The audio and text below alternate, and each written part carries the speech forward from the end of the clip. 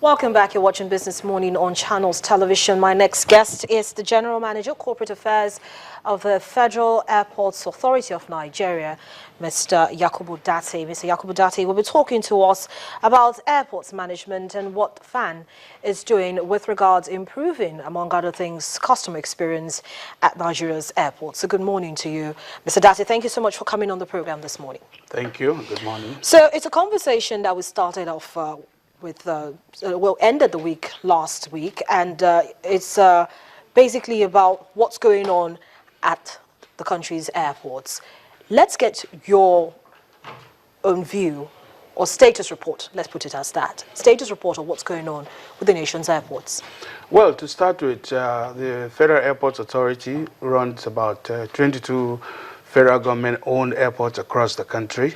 As I speak with you, the aviation sector provides about $1 billion to the economy and supports about 150,000 employment to the economy. So it's really a key contributor. Secondly, airports are a monument to a country. They go beyond just ports of where you bought flights. They are a monument of a country and also an enabler to the economy, because that is where people have access to different communities, to different businesses, to different information. And in this era of mass movement of information in terms of the benefits, the economic benefits of information that flows from one part of the world to the other, the world is gradually becoming a global community, and aviation plays a key role in that aspect. Okay, so let's look at our airports now.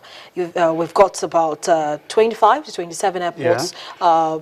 5 international major airports in Lagos, Abuja, Port Harcourt, Enugu, and Kano. That's right. So these airports, in the last couple of days, have come under very close scrutiny. Very recently, in a report from an aviation survey, it showed that Port Harcourt was the worst. Now, we're talking about the state of the airports in the country, and we have these 5 major ones that see an increased passenger movement inflow on a daily basis, but we still have complaints about the level of infrastructure and the facilities.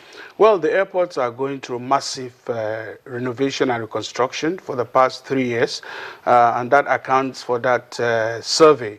And as it implies, it is a survey of people who sleep in airports. Those airports, especially the Port Harcourt airport, is not designed for people to sleep in those airports. Secondly, when you are doing such survey, you must also take into cognizance the fact that airports under construction cannot be rated like other airports that are already operational.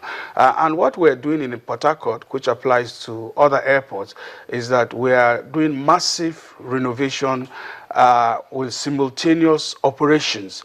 So that creates massive problems, especially in terms of management, because here you have a construction site which is supposed to be a no-go area, and here you have the operations, and it's because of the sensitivity and strategy of the strategic nature of these towns makes it impossible for us to shut down the airports. And we have clarified that issue and also explained to that organization who they just get reports without actually having the background of it. As I speak with you, we have on these international airports, we are going to deliver on finished terminal buildings in the Murtala Mohammed Airport here in Lagos, the Nnamdi Azikiwe Airport in Abuja, the Malam Aminu Kano Airport in Kano, the Enugu Airport, and the Port Harcourt Airport are all going to have brand new terminals at the end of this year, because work is already ongoing.